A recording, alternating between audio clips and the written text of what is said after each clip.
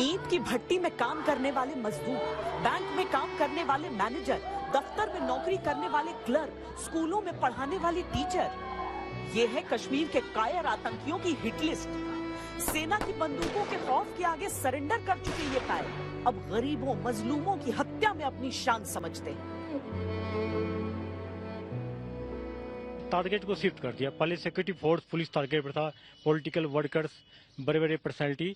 अब ये ऐसे लोग टारगेट किए कि जिसके पास प्रोटेक्शन नहीं होता है। जनवरी से जून 2022 तक 19 लोगों को आतंक की भट्टी लील चुकी। हर मौत कश्मीरियत के उसूलों की मौत है, क्योंकि हर मरने वाला कश्मीरियत के तथाकथित भाईचारे की बुनियाद की एक एक ईंट था।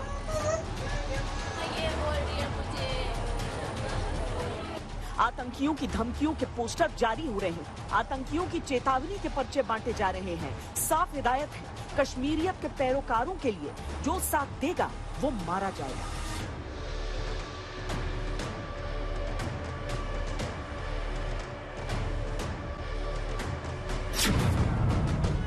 अगला नंबर किसका हो सकता है, अगला जनाजा किसका उठ सकता है, ये सवाल घाटी में उठने लगे हैं। धारा 370 हटी तो लगा कि जन्नत के माथे से आतंक का कलंक धुल जाएगा।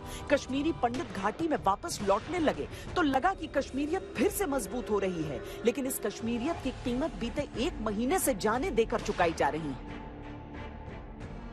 12 मई को बडगाम में एक सरकारी कर्मचारी राहुल भट्ट मारे गए। 13 मई को पुलवामा में एक पुलिसकर्मी रियाज अहमद को आतंकियों ने गोली मार दी।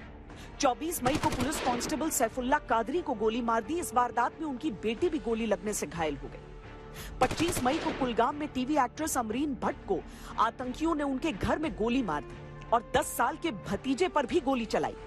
31 मई को कुलगाम की ही एक टीचर रजनी बाला को आतंकियों ने मार डाला। 2 जून को कुलगाम में बैंक मैनेजर विजय कुमार की हत्या कर दी। 2 जून को ही बडगाम में बिहार के दिलखुश की हत्या कर दी। अगर जरा और पीछे जाएं तो कश्मीरियत की पहचान रहे माखनलाल बिंद्रू, प्रिंसिपल सुपिंदर कौर, टीचर दीपक चंद, गोलगप्पे की रेड़ी वाले, कितनी ही लाशें, कितने ही आंसू, न्याय के लिए उठती कितनी ही आवाजें।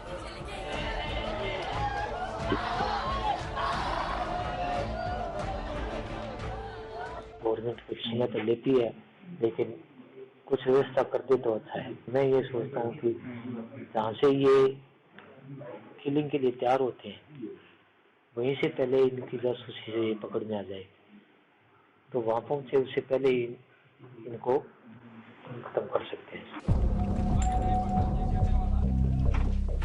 90 के दशक के खौफनाक दौर के बाद सरकारी कोशिशों से योजनाएं शुरू हुई, नौकरियां मिली, जमीनें वापस मिली तो पंडित लौटे, लेकिन हर रोज एक अर्थी अब उठ रही है। तो फिर से पलायन का सिलसिला शुरू हो चुका है।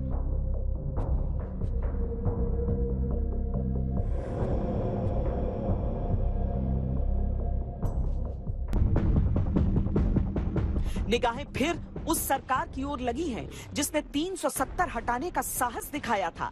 लोगों की उम्मीदें फिर उस सिस्टम से लगी हैं जिसने आतंक का जवाब देने के लिए पाकिस्तान की सीमा में सेना को दाखिल करने से भी गुरेज नहीं किया। लेकिन इस नई चुनौती से निपटने के लिए कोई नई रणनीति चाहिए।